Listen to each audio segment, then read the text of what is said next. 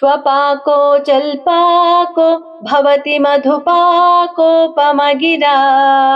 निरातङ्को रङ्को विहरति चिरं कोटिकनकैः तवापर्णे कर्णे विशति मनुवर्णे फलमिदं जनको जानीते जननि जपनीयं जपविधौ.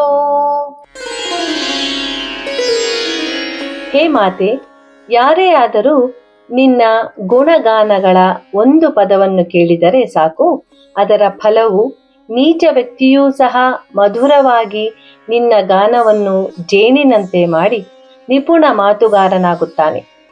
ಕಡು ಬಡವನಿಗೂ ಸಹ ನೀನು ಅವನಿಗೆ ತಕ್ಕ ಕೆಲಸವನ್ನು ನೀಡುತ್ತೀಯೆ.